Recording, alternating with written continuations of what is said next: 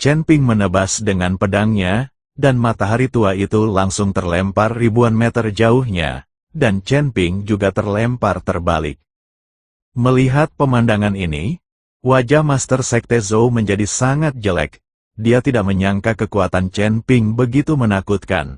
Anda harus tahu bahwa meskipun Sun Tua juga merupakan alam Mahayana tingkat 4, dia adalah yang terkuat di antara mereka. Dan Chen Ping baru saja berada di alam kesengsaraan, tapi dia mampu bertarung dengan Lao Sun begitu lama tanpa menderita kerugian besar. Ini sungguh keterlaluan.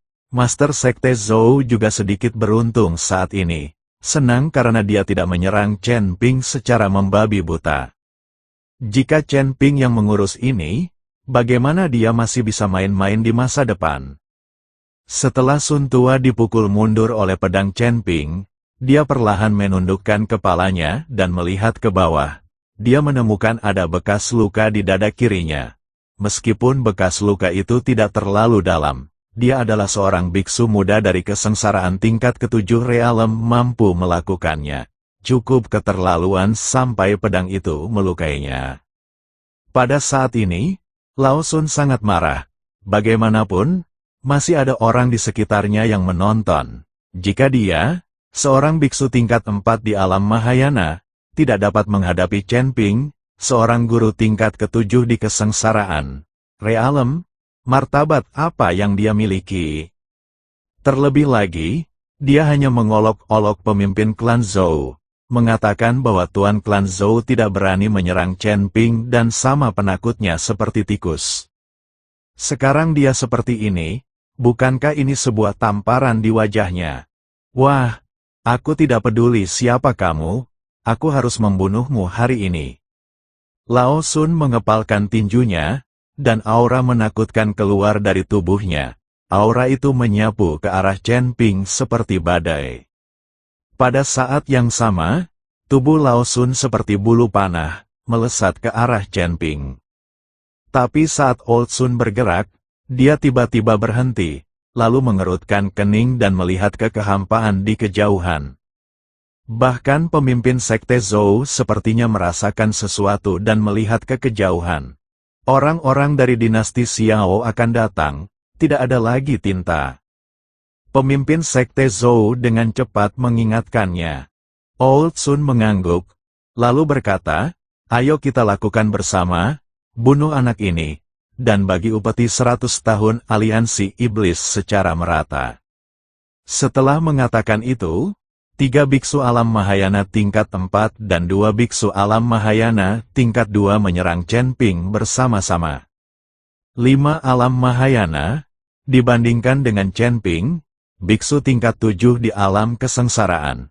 Jika ini menyebar, saya khawatir ini akan menjadi lelucon terbesar di dunia para dewa dan manusia.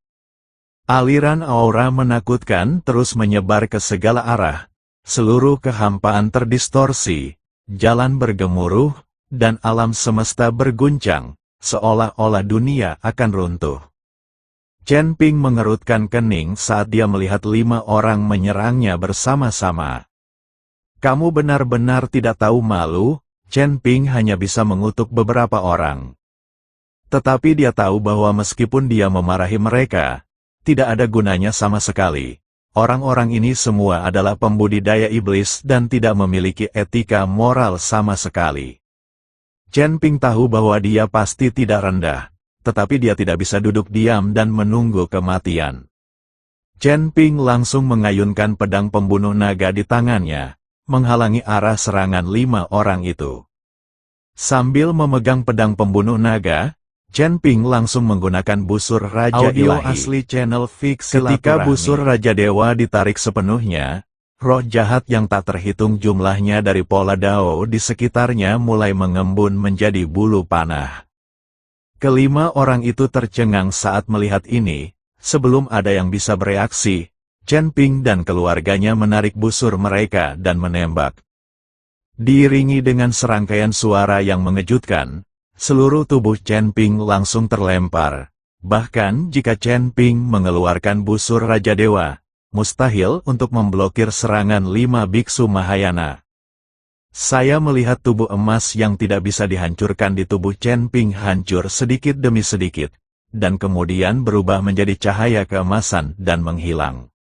Namun, Chen Ping sudah bertekad untuk mati. Bahkan jika dia mati, dia akan memiliki seseorang untuk mendukungnya. Jadi tindakan menarik busur dan memasang anak panah barusan hampir menghabiskan roh jahat Pola Dao di tubuh Chen Ping. Chen Ping ingin mati bersama.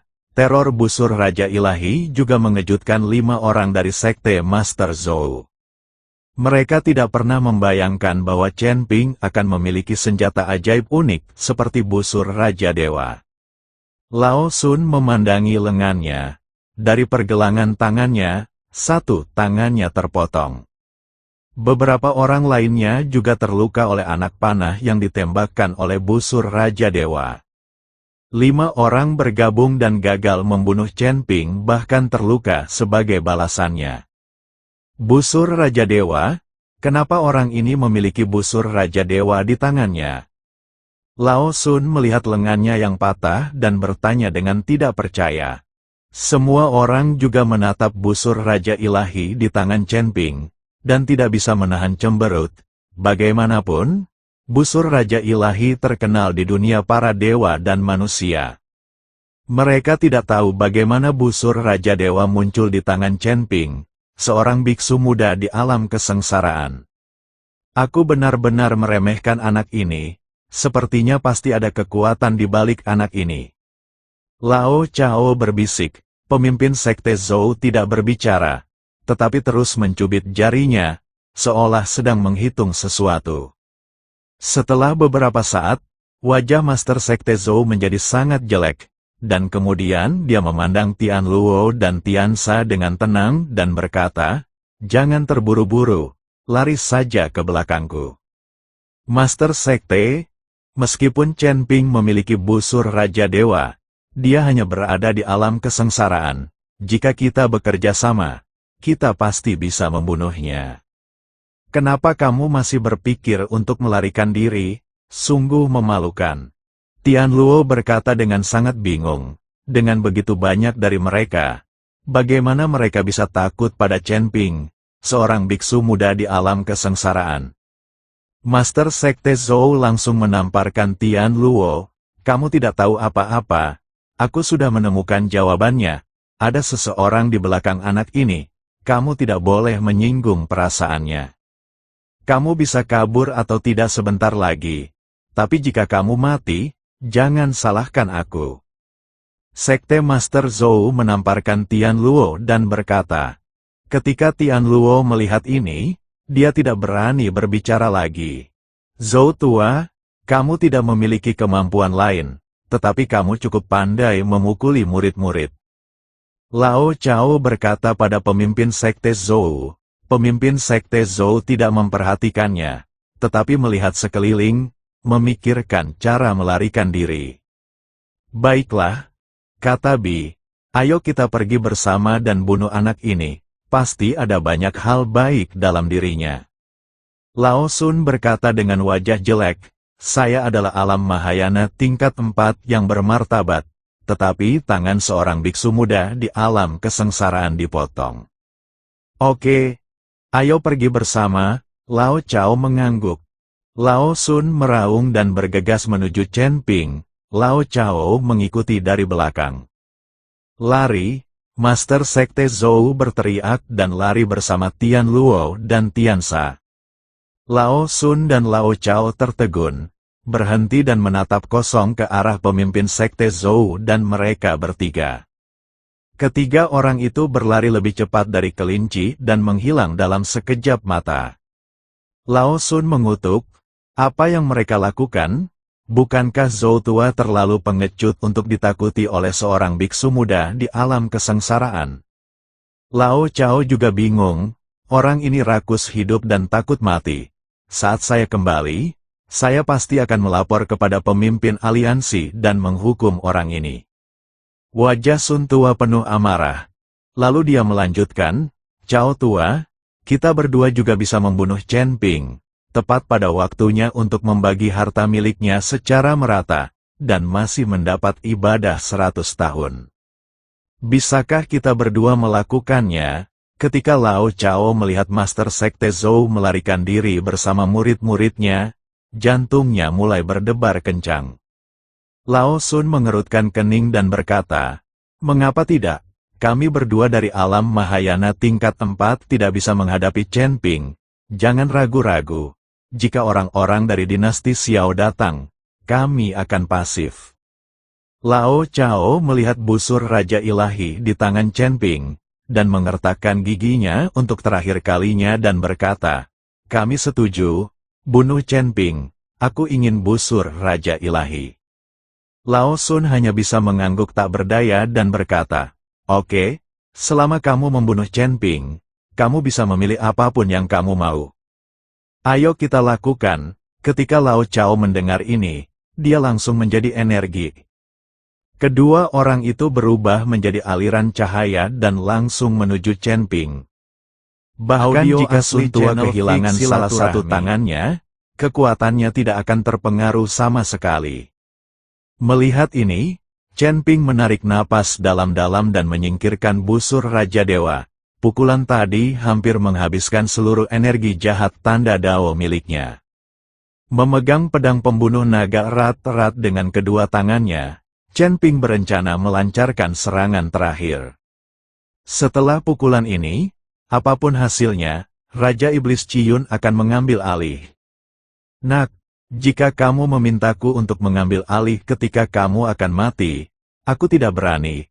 Jika saatnya tiba, jika aku meledak sedikit, seluruh tubuhmu akan hancur total." Raja Iblis Ciyun tahu apa yang dipikirkan Chen Ping, jadi dia mengatakannya sebelumnya. Tetapi saat ini, Chen Ping tidak punya jalan keluar, dan kedua orang itu tepat berada di depannya. 10.000 pedang kembali ke klan. Chen Ping memotongnya dengan satu pedang. Dia menggunakan keterampilan rahasia Sekte Wanjian, Wanjian Guizhong. Aku melihat pedang ini menebas, dan sebuah celah langsung terkoyak. Kekuatan yang kuat membuat dunia bergetar. Bahkan para biksu yang terpisah ratusan mil pun melihat tempat ini dengan ekspresi ngeri di wajah mereka. Antara langit dan bumi, cahaya pedang yang tak terhitung jumlahnya turun dari langit, menuju Lao Sun dan Lao Chao dari segala arah. Tubuh Chen Ping terus mundur dalam cahaya pedang, dan Lao Sun serta Lao Chao juga dipaksa mundur oleh cahaya pedang, dan perisai terus meletus untuk menahan cahaya pedang.